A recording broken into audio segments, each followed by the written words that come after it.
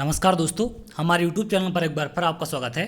आज मैं आपके लिए आरआरबी एनटीपीसी सीबीटी 2 एग्ज़ाम का एनालिसिस लेकर आया हूं, जिसमें हम बात करेंगे 9 मई का जो सेकंड शिफ्ट का आपका पेपर हुआ है। इसके पहले मैं फर्स्ट शिफ्ट का एनालिसिस डाल चुका हूं, तो उसको आप ज़रूर देख लें अगर आपने नहीं देखा है। तो चलिए हम एक एक करके स्टार्ट करते हैं कि आज कौन कौन से सेकेंड शिफ्ट में क्वेश्चन पूछे गए हैं। पहला क्वेश्चन पूछा गया है, गांधी इरविन समझौता कब हुआ था?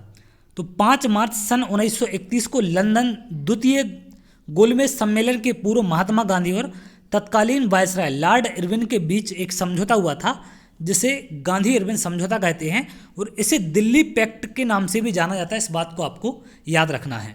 क्लियर है? अगला पूछा गया था, विटामिन सी का स्रोत कौन सा है? 4 ऑप्शन दिए गए थे। तो आंवला, नारंगी, नींबू, संतरा, अंगूर, टमाटर आदि ये क्या है? स्रोत है। तो इनमें से जो भी ऑप्शन होगा वो हम इसका आंसर कर देंगे। अगला क्वेश्चन पूछा गया था, मंदिर से संबंधित क्वेश्चन आया था, कोणार्क का सूर्य मंदिर किस शताब्दी में बनाया गया था? तो मंदिर का निर्माण 13वीं शताब्दी में हुआ था। ये ओडिशा में स्थित है। वहाँ के राजा नरसिंह देव प्रथम ने इसका निर्माण करवाया था। तो इनके बारे में भी आपको याद रखना है। क्लियर है? एक क्वेश्चन यहाँ पर राइजोबियम फूल से संबंधित पूछा गया था और एक आवर्त सारणी में ब्लॉक डी से संबंधित प्रश्न देखने मिला था। तो ये 2 क्वेश्चन यहाँ पर आए थे आज। अंग्रेजों ने पहली फैक्ट्री कहाँ स्थापित की थी? एक ऐसा कुछ क्वेश्चन आया था। तो अंग्रेजों की प्रथम व्यावसायिक कोठी, जो फैक्ट्री बोलते हैं इसको, सूरत में 1608 में खोली गई थी। तो एग्जैक्ट क्वेश्चन यही था या कुछ थोड़ा सा चेंज था, ये एग्जैक्ट समझ में नहीं आया, लेकिन ऐसा कुछ अंग्रेजों पर एक संबंधित प्रश्न आया था आज। अगला अगर हम बात करें, किस राज्य की जनगणना में अनुसूचित जनजाति को शामिल नहीं किया गया था?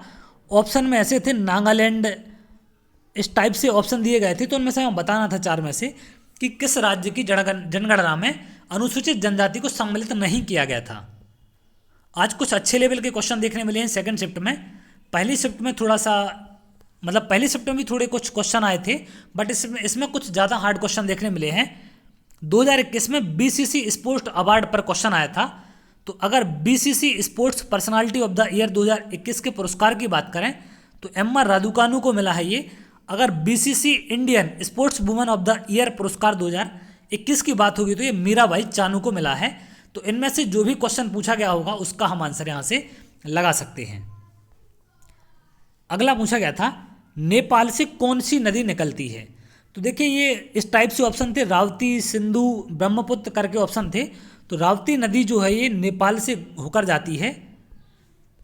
अगला क्वेश्चन पूछा गया था, सबसे ज़्यादा काली मिट्टी किस क्षेत्र में पाई जाती है? दक्कन का पठार, यमुना का पठार, इस टाइप से क्वेश्चन दिए गए थे, ऑप्शन दिए गए थे। तो इनमें से हमें आंसर टिक करना था, जो भी इसका आंसर होगा। यूएसबी का फुल फॉर्म क्या है? एक ये फुल फॉर्म पूछा गया था।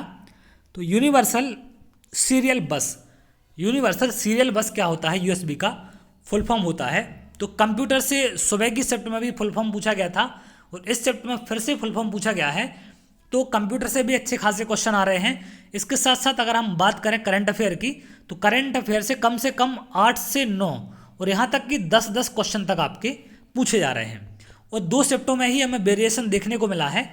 अगला पूछा गया था, संस्कृति मंत्रालय द्वारा कौन सा महोत्सव पश्चिम बंगाल में मनाया गया है? तो राष्ट्रीय संस्कृति महोत्सव 2021 यहाँ पर मनाया गया है। अगला एक क्वेश्चन ऐसा पूछा गया था कि व्यक्ति का नाम दिया गया था और पूछा गया था कि इस व्यक्ति का संबंध किससे है। ये चूंकि क्वेश्चन पूरा नहीं मिल पाया, तो जो भी फेमस पर्सनालिटी हैं 2020-21 के बीच जिनका नाम हाईलाइट रहा है, तो उनको आप एक बार जरूर देख के जाएं, वहाँ से क्वेश्चन आपके बन रहे हैं। अगला पूछा गया था, मानव विकास सूचकांक 2021 में प्रथम स्थान पर कौन है? तो पहले स्थान पर अगर हम बात करें तो नॉर्वे है। तो एक ये सूचकांक से संबंधित प्रश्न आज देखने मिला है। तो आगे चल के भी सूचकांक पूछे जा सकते हैं, तो इनको आप जरूर देख के जाएं। अनुच्छेद से लगातार क्वेश्चन पूछे जा रहे हैं, 2-3 क्वेश्चन कम से कम एक शिफ्ट में आ रहे हैं आपके। तो राष्ट्रीय आपातकाल किस अनुच्छेद में है? ये क्वेश्चन आज पूछा गया है। तो अनुच्छेद 352 के तहत राष्ट्रीय आपातकाल, जबकि अनुच्छेद 356 के तहत राज्यों में आपातकाल लगाने का प्रावधान है। तो 352 के साथ साथ 356 का भी आपको याद रखना है। अगला पूछा गया था, अनुच्छेद 182 किससे संबंधित है? तो राज्य की विधान परिषद यथाशीघ्र अपने 2 सदस्यों को सभापति और उपसभापति चुनेगी तो सभापति और उपसभापति से संबंधित है राज्य की अनुच्छेद 182। तो आप देखें लगातार 2 अनुच्छेद पर क्वेश्चन ये पूछे गए हैं इसमें। अगला पूछा गया था संसदीय प्रणाली किस देश से ली गई है, तो ये कहाँ से ली गई है, ब्रिटेन से। तो जो भी बाहर के स्रोत हैं जिनसे हमारे संविधान में कोई भी चीज़ ली गई है उनको आप एक बार जरूर देख लें। एक क्वेश्चन ये पूछा गया था इसरो और नासा मिलकर कौन सा सैटेलाइट बना रहा है, तो NASA ISRO synthetic aperture radar या निसार मिशन इस पर काम कर रहे हैं दोनों मिलके, इसरो और नासा। तो इसरो नासा से संबंधित क्वेश्चन मैं पहले बहुत डाल चुका हूं, तो आप जाकर स्पेस या अंतरिक्ष का एक फोल्डर मिलेगा आपको, स्पेस साइंस करके फोल्डर मिलेगा, उसमें देखें आप ये सारी चीज़ें मैंने उसमें आपको बताई हुई हैं। एक क्वेश्चन बजट से संबंधित प्रश्न था, शायद 2015 के आसपास का कुछ प्रश्न पूछा गया था कि कितना आवंटित किया गया है, ऐसा कुछ क्वेश्चन था, एग्जैक्ट क्वेश्चन नहीं मिला है। जनसंख्या अनुपात पर एक कोई ग्राफ से संबंधित क्वेश्चन बता रहे थे कि ऐसा कुछ ग्राफ से संबंधित क्वेश्चन पूछा गया था, बट एग्जैक्ट क्वेश्चन क्या था ये हमें यहाँ पर नहीं मिल पाया। तो ये थे सेकंड शिफ्ट के जो भी क्वेश्चन मुझे मिल पाए, जो भी मेरे पास तक आ पाए। तो देखिए यहाँ पर हो सकता है कि कुछ क्वेश्चन स्टूडेंट गलत बता देते हों, तो एक आध 2 क्वेश्चन ऐसे हो सकते हैं या 3-4 भी हो सकते हैं जो स्टूडेंट को बाहर याद सही से नहीं रहते और वो कुछ और गलत बता देते हैं, तो हम लोग वो आपको बताते हैं। तो चूंकि हम लोग एग्जाम में नहीं बैठते हैं तो हम लोग को नहीं पता क्या पूछा जा रहा है, आप लोग के बताए अनुसार ही हम लोग एनालिसिस करते हैं।